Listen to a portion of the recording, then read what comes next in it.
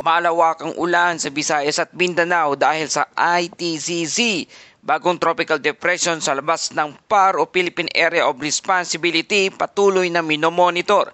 Hydroelectric dam sa Vietnam bumigay dahil sa bagyo. Baha sa Cebu at dust devil namataan sa Lapu-Lapu. Paglipat mula habagat papuntang amihan season. Magandang araw Pilipinas, ito ang Pilipinas Weather ngayon. Ngayong araw ng Miyerkules, October 8, 2025. Narito ang ating update sa panahon. Huwag kalimutang i-like, share, and subscribe kung bago ka sa ating channel para updated ka lagi sa panahon. Salamat sa iyong suporta.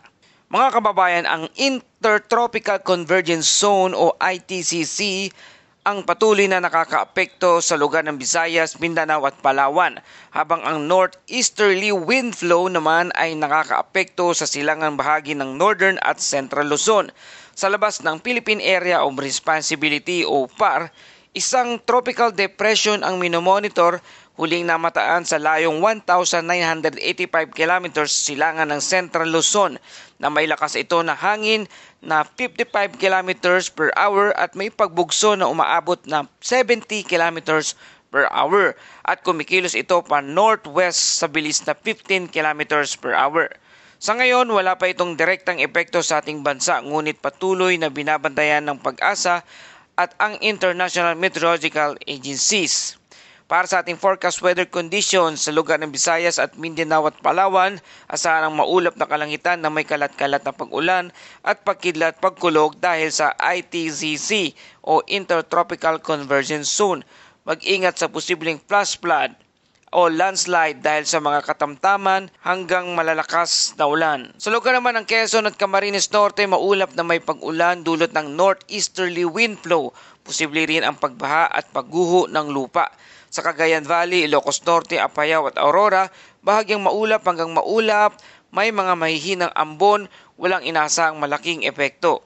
Sa Metro Manila at natitirang bahagi ng Luzon, bahagyang maulap hanggang maulap na kalangitan na may isolated thunderstorm lalo na sa hapon at gabi. Mag-ingat at biglang buhos ng ulan na maaaring magdulot ng flash flood at landslide sa mga mabababang lugar. Para sa ating wind and coastal water conditions sa Mindanao at Palawan, ang hangin ay banayad hanggang katamtaman mula hilagang kanluran hanggang timog kanluran na may alon na 0.6 hanggang 2.1 metrong taas. Sa Northern at Central Luzon naman, ang hangin ay banayad hanggang katamtaman mula sa hilagang silangan na may alon na 0.6 hanggang 1.8 metrong taas. At sa natitirang bahagi ng bansa, ang hangin ay banayad hanggang katamtaman mula hilagang silangan hanggang hilagang kanluran na may alon na 0.6 hanggang 1.2 metrong taas. Mga kababayan, tapos na ang habagat season at unti-unti na tayong lumilipat sa amihan season. Ito ang isa sa pinakamalaking seasonal transition ng taon mula sa mainit na maalinsangang klima ng habagat papunta tayo sa malamig at tuyong panahon ng amihan. Sa mga susunod na linggo, asahan na natin ang mas preskong umaga, tuyong hangin at mas kaunting ulan sa hilagang bahagi ng bansa. Pero tandaan, hindi ito biglaang pagbabago. Sa ngayon, posibleng may mga pag-ulan pa rin habang nag-a-adjust ang ating atmosphere. At para naman sa ating international update, sa labas ng bansa patuloy ang epekto ng bagyong Matmo o bagyong Paulo sa Vietnam. Sa Lang Son Province, bumigay ang isang Bac Hay 1 hydroelectric dam matapos ang matinding ulan na halos 5 metrong sira ang nagdulot ng pagbaha sa mga kabahayan. Ngayong lubog sa 2 hanggang 3 metrong lalim ng tubig. Ayon sa NCHMF, umabot sa 205 mm ang ulan sa Mauson sa loob lamang ng 24 oras. Isang babala ito kung gaano kalakas ang epekto ng patuloy na ulan sa mga dam structures. At sa balitang lokal naman, sa Lapu-Lapu City, Cebu, isang dust devil o maliit na buhawi ang namataan sa Santo Niño Mactan Montessori School.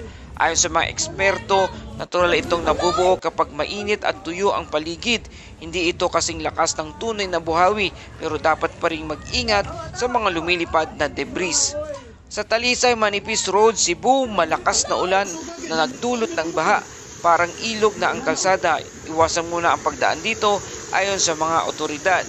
At sa Davao Oriental, matinding pagmimina sa kabundukan ng Mate, Davao Oriental ang nagdulot ng pagkakalbo ng lupa sa mahigit 200 ektarya. Ayon sa mga lokal na ulat, babala ni Gov. Dayang Hirang, mauubos ang pera pero hindi natin kayang palitan ang ating kalikasan. At sa ating earthquake update sa Negros Occidental, isang lindol na may lakas ng magnitude 5.1 ang yumanig sa 52 km hilagang kanluran ng Sipalay City noong alas 8 ng umaga.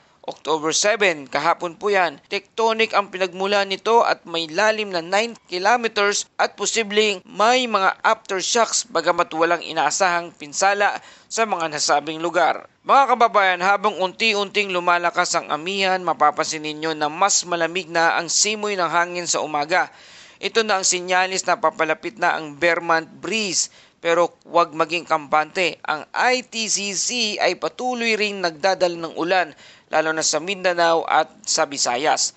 Ang payo ko po, kung may mga outdoor plans, laging magdala ng payong, at kung may mga nakatira sa gilid ng bundok o tabing ilog, mag-ingat pa rin sa mga biglaang pag-ulan at pagguho ng lupa. At para sa ating Bible verse of the day, ayon sa Psalms 46:1, ang Diyos ang ating kandungan at kalakasan, handang saklolo sa oras ng kagipitan. Mga kapatid, sa kabila ng mga lindol, ulan at pagbabago ng panahon, huwag tayong matakot. Ang Diyos ang ating matatag na sandigan, siya ang ating lakas at gabay. At yan ang kabuang ulat ngayong araw ng Miyerkules, October 8, 2025. Para sa mga karagdagang update, bisitahin ang Pag-asa, Feebox at NDRRMC official website. O huwag kalimutang mag-like, share, and subscribe dito sa ating channel Pilipinas Weather Ngayon. Salamat sa iyong patuloy na pagtutok at pagsuporta. Ito ang Pilipinas Weather Ngayon na lagi nagpapaalala, mag-ihanda, mag-iligtas, mag-i-alerto. Ingat tayong lahat!